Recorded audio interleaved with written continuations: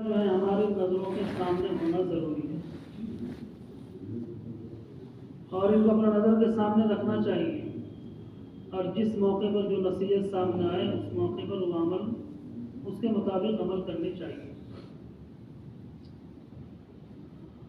ورنہ آدمی اگر نصیحت کی باتوں پر نہ چلے گا تو پھر وہ اپنی فطرت پر چلے گا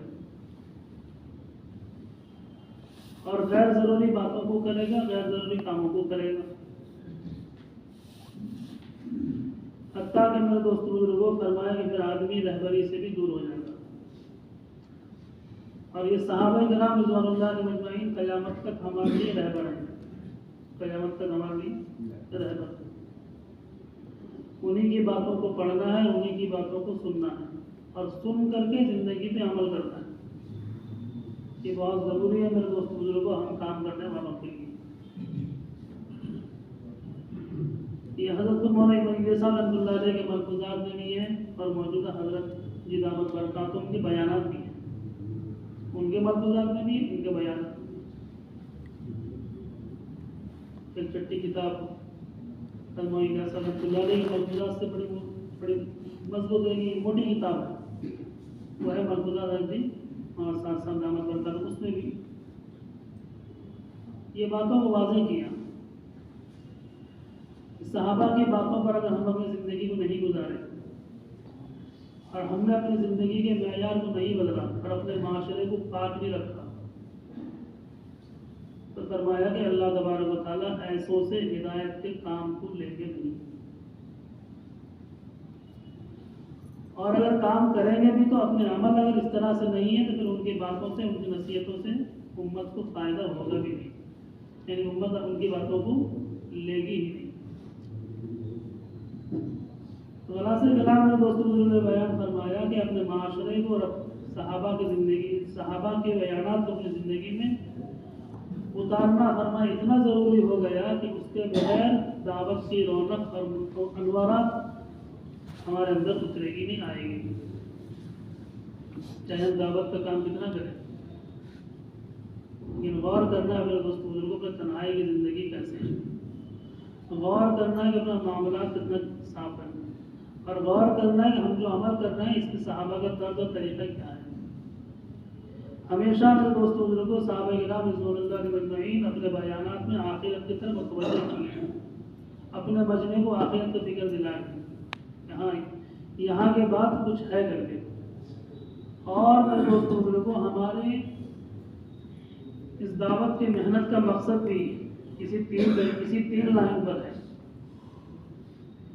ایک ہے کلمہ توحید، دوسرا محمد رسول اللہ صلی اللہ علیہ وسلم، نچوڑ دونوں کے ایک ہی ہے، اور تیسری چیز فرمایا میعاد آخرت، کہ یہاں کی زندگی کے بعد آخرت میں ہمارا بدلہ کیا ہے، آخرت میں ہمارا ٹھکانہ کیا ہے، آخرت میں ہمارے عمل کے قبولیت کے نمونے کیا ہیں۔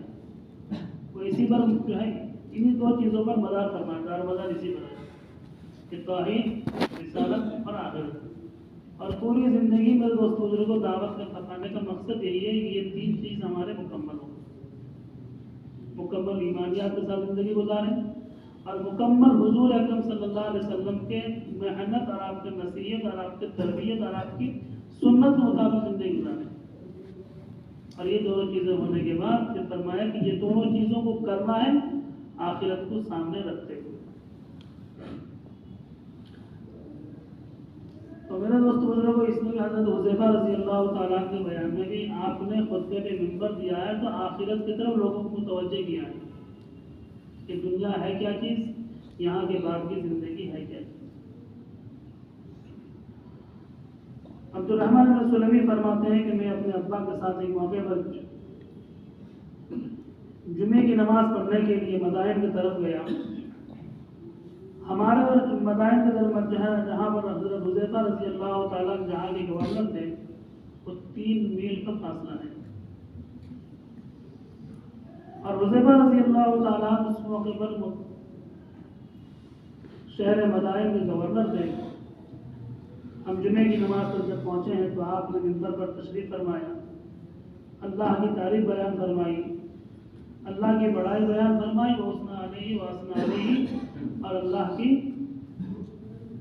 تعریف بھی بیان فرمائی۔ اس کے بعد کہا کہ لوگوں اقتربت الساعۃ وانشق القمر، قیامت قریب آ چکی ہے۔ جب وہ زمانے میں کہا کہ قیامت قریب آ چکی ہے تو آج کے زمانے میں کتنا قریب قیامت کم ہو گئے ہوں گے؟ تو اس موقع پر اگر قیامت کے قریب پر وہ اتنی تیاری کیے ہیں تو اور دوستوں بزرگوں ہم سوچیں آج ہم اور آپ کتنی قیامت کی تیاری میں ہیں یا قیامت سے کتنا جو ہے غفلت میں پڑے ہوئے ہیں، جبکہ صحابہ کی زندگی، ان کا ایمان، ان کا اعمال، ان کا ذکر، ان کی سوچ، ان کی تعریف، ان کی بڑائی وہ تو کہیں اور تھے۔ تو اس موقع پر ان لوگوں کو چوکنا کیا تھا صحابہ کرام کو۔ تو آج ہم بھی بیٹھے ہیں، اقتربت الساعۃ وانشق القمر، قیامت قریب آ چکا ہے۔ الا وان القمر قد انشق، اس لیے کہ دیکھو قیامت کی نشانی میں یہ بھی بیان فرمایا کہ چاند کے ٹکڑے ہوں گے۔ کیا ہوں گے؟ چاند کے ٹکڑے وہ ہو چکے ہیں، سمجھ میں آئی بات؟ الا وان الدنیا قد اعظم اجراء، فرمایا کہ دیکھو بھائی خبردار، دنیا جو ہے تم سے دور ہوتی جا رہی ہے، جدائی کا اعلان کر چکا ہے۔ دنیا جدائی کا اعلان کر چکا ہے۔ ہر ایک دن میرے دوستوں کسی کے موت کی خبر سنتے ہیں، کسی کے دنیا سے جانے کی خبر آتی ہے، اور کسی کے جانے کا عنقریب خبر ہے، اس کے متعلق جو ہے آثار ہمیں ملتی ہے۔ اب کچھ رمق باقی ہے، کچھ لمحہ باقی ہے، ICU میں ہے، اس سے زیادہ میں ہے، وینٹیلیٹر دے کر رکھا گیا ہے، یہ سب آثار ہیں میرے دوستوں۔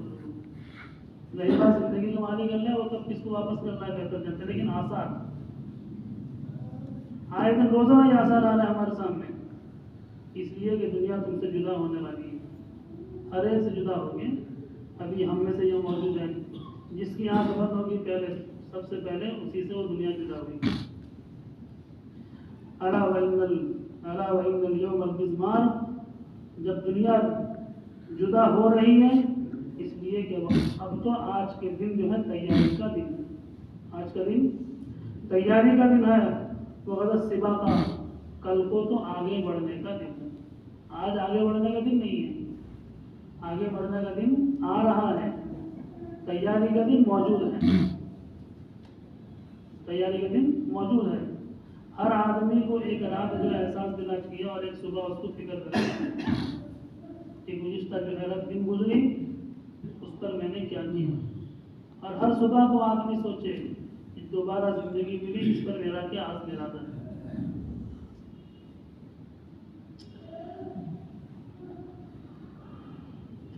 اور آج تو تیاری کا دن ہے بھائیوں، کل کو تو آگے بڑھنے کا دن ہے۔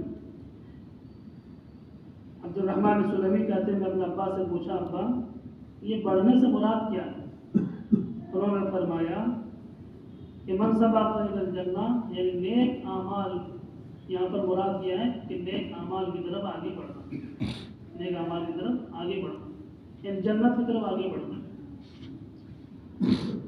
ایک اور روایت میں فرماتے ہیں کہ اسی طرح کیا ہو، عبد الرحمن ابن سلمی کہتے ہیں کہ حضرت حذیفہ رضی اللہ تعالیٰ نے کہا کہ لوگوں قیامت قریب آ چکا ہے، وَإِنَّ السَّاعَةَ قَدِ اقْتَرَبَتْ وَفِي آخِرِ فَقُلْتُ لِأَبِي يَسْتَجِيبُ النَّاسِ،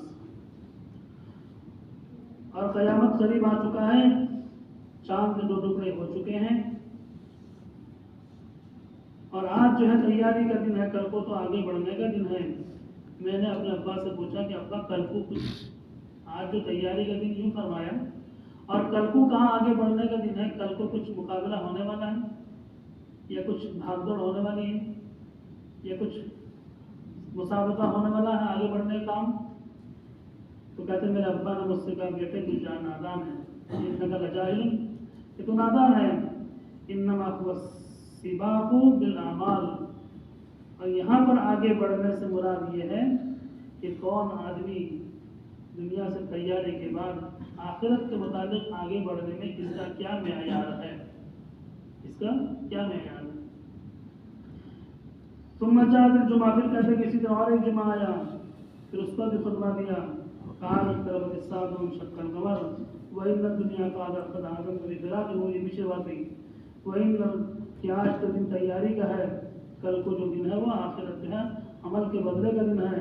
النار، اور فرمایا کہ النار والسابق الى الجنہ، من سبق الى الجنہ، کہ نیک کام کرنے والے جو جنت میں پہنچ جائیں گے آخر انجام تو ٹھکانا جہنم کا ہوگا. اس کا جو تیاری نہ کرنے والے ہوں گے ان کا ٹھکانا کہاں ہوگا؟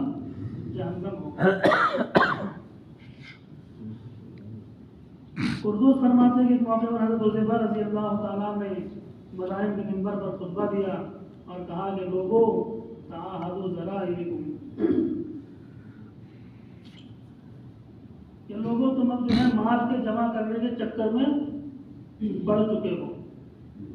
اشارہ کر کے نظر، اور یہی وہ مال کی محبت ہمیں نہ جانے کتنے دین کی محنت اور دین کے امور سے دور کر رہے ہیں. اس وقت اشارہ کیا. تو آج بھی ہم کچھ سوچیں کہ ہم سے دین کے تقاضے ٹوٹ رہے ہیں اور مٹ رہے ہیں، اور اس وقت میرا لگن اور میرا توجہ کدھر ہے؟ میں ہوں کہاں پر کہ میرے موجودگی میں یہ دین کا تقاضا کٹ رہا ہے، مٹ رہا ہے؟ میرا فکر زیادہ کس طرف لگا ہوا ہے؟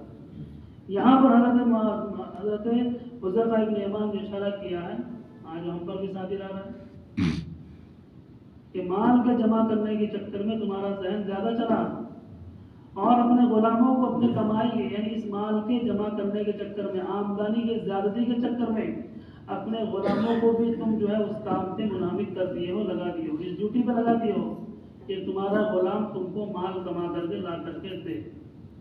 ذہن مال کی طرف بڑھ رہا ہے اور آخرت سے پیچھے ہٹ رہے ہو. پھر آگے فرمایا کہ مال تو کما تو رہے ہیں، لیکن اس پر بالکل غور توجہ فکر ضرور کرنا کہ تمہارا غلام کیا مال لے کر کے آتا ہے. من حلال، اگر حلال مال لے کر کے آیا ہے تو فکلوہا، اس کو کھا لو. آج کے دور میں اگر غلام نہیں ہے، کرمچاری ہیں، سمجھ میں آ رہی بات، ساتھ میں کام کرنے والے ہیں، آفس ہے تو اس کے اندر کارندے ہیں، باپ ہے تو اس کا اولاد ہے، یہ سب اسی میں شامل ہے. فرمایا کہ کما کر کے لانے والے دیکھو کیا کما کر کے لاتے ہیں. اگر حلال کما، اس پر خوب نگرانی کرو، اور نگرانی کے بعد دیکھو اگر مال حلال ہو تو فکلوہا، اس کو کھا لو. وَإِنْ كَانَتْ مِنْ غَيْرِ ذَلِكَ، اور اگر وہ مال اس کے علاوہ ہے تو اس کے کھانے سے پرہیز کرو، اس کو قبول کرنے سے بچو، وہ مال کو اپنے مالوں کے اندر رکھنے سے بچو. اس لیے کہ میں نے حضور اکرم صلی اللہ علیہ وسلم سے سنا ہے کہ وہ گوشت جو حرام لقمے سے پلا ہو وہ تو جہنم میں جائے گا، جنت کے داخلے سے محروم ہوگا. تو یہ سب اسی میں داخل ہے، جھوٹ، تعویل، یہ سب کرنا، اس طرح کی بات چیت، اور مال کے جو ہے کمانے کی نگرانی نہ کرنا، یہ سب اسی میں داخل. اور یاد رکھنا میرے دوستوں لوگوں، یہ ساری چیزیں ہمارے ایمان کو رونق کرنے کے لیے ہی ہیں.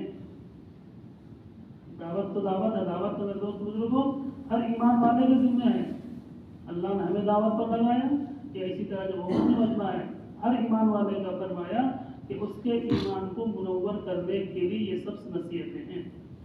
اور یہ سب اعمال جو ہیں انسان کے ایمان کو منور کرنے والے ہیں، اور ایمان کی نورانیت سے ہی اللہ کو پا پائے گا، اللہ کو جو ہے اپنے اللہ کی مدد کو شامل حال کر سکے گا. ایک اور روایت میں فرماتے ہیں اسی واقعے کے بعد آپ نے مدین میں خطبہ دیا، کہا گیا لوگوں تفقدوا عرقائکم واعلموا من یاتوکم بضربائہم. اسی کہہ رہے کہ اپنے سامان کی نگرانی کرو اور اپنے کمائی پر غور کرو، اس لیے کہ جو لقمہ، جو بدن کا لقمہ، جو بدن یہ فرمائے کہ بدن کا گوشت کا ٹکڑا، جو حصہ بھی حرام لقمے سے آگے بڑھا ہوگا، لن يدخل الجنہ ابداً، ابداً کہتے ہیں ہمیشہ، تو وہ حصہ کبھی بھی جنت میں داخل ہو نہیں سکے گا. یا یہ ہوگا تو اس کو جہنم میں ڈالا جائے گا، وہ حصہ کٹ کے، وہ گوشت کا حصہ کٹ کے پی لے گا یا جہنم میں جھڑے گا، پھر وہ بندہ اس جو ہے بدن کے ساتھ، پاکی والے بدن کے ساتھ جنت میں داخل ہوگا، لیکن اس حصے کے ساتھ وہ داخل نہیں ہو سکے گا. تو اپنے کھانے میں اور اپنے کمائی میں کتنا نگرانی ضروری ہے، سب کچھ اس میں داخل ہے. مرکزہ میں لکھا ہے کہ دین کی محنت کرنے والے کا ہر موقع پر، ہر موڑ پہ، ہر گلی پہ اللہ مدد کرے گا، لیکن دین کی محنت سے جو اپنے آپ کو دور کیا، اللہ سب سے پہلے رہبری اس کے پھر اللہ تعالیٰ سب سے پہلے رہبری اس کے کمائی سے اٹھائے گا. کہاں سے اٹھائے گا؟ ادھر اشارہ ادھر کہ جتنا میرے دوستوں میرے کو کمائی پاک ہم چاہتے ہیں تو اتنا اپنے دین کے محتاج اپنے آپ کو بنائیں. یہ دین میرا محتاج نہیں، میں اس کا غلام ہوں. اس کے اشارے پر اس کے تقاضے پر میں حاضر ہوں. یہاں پر تقاضا مل رہا ساتھی نہیں مل رہا، جانے کے کوئی نہیں. اب ہمارے ہم یہاں موجود ہیں تو بتاؤ میرے دوستوں اس طرح کے کارگزار اللہ نے کیا پیش کریں گے. پھر آگے فرمایا کہ کسی طرح دیکھو یہ جو شراب ہے اس کو ہمیشہ کے حرام قرار دیا گیا. جو شراب بیچنے کے لیے، شراب کو لانے کے لیے، شراب کے بننے میں، شراب کی طرف اس کا راستہ بتانے میں جو بھی اس طرف اشارہ وہ رہبری کرے گا وہ کا عقل ہی وہ ایسا ہے گویا کہ شراب کو کھانے والا. شراب کھایا نہیں پیا جاتا ہے، کیا کیا جاتا ہے؟ پیا جاتا ہے. عقل اس مرد کھانے سے مرد پیا لیا گیا کہ اس کی طرف رہبری کرنے والا، اس کو لانے والا، لانے کا راستہ بتلانے والا، لانے کے لیے جو ہے انتظام کرنے والا، سب اسی میں داخل ہے کہ گویا کہ وہ دلایا نہیں بلکہ وہ خود اس نے استعمال کیا. یہ نصیحتیں میرے دوست بزرگوں کو ہم سب کے لیے ضروری ہے کہ دنیا کی محبت کو کم کریں. یاد رکھنا دنیا کی محبت جب دلوں میں رہے گی دعوت کے تقاضے میرے دوست بزرگوں ہم سے چھوٹتے رہیں گے. اس نصیحت سے حضرت خدا سے اس نصیحت سے اس واقعے سے ہمیں سبق یہ ملا. اب ہمیں غور کرنا ہے کہ دعوت کا تقاضا آ رہا ہے. اس وقت میں میرا دنیا کا تقاضا ہے، میرے بیوی بچوں کا تقاضا ہے، میرے کاروبار کا تقاضا ہے. اس کو آگے کروں یا اس اللہ کے تقاضے کو میں آگے کروں؟ اللہ تعالیٰ ہم سب کو اس دعوت کی محنت اور تقاضے کو صحیح طریقے سے اللہ اس کی فہم اور سمجھ کی توفیق عطا فرمائے اور اس کے صحیح معنی پر اپنی ذمہ داری سمجھ کر کے کرنے کی اللہ توفیق عطا فرمائے. اللہ سے مانگے اس کو.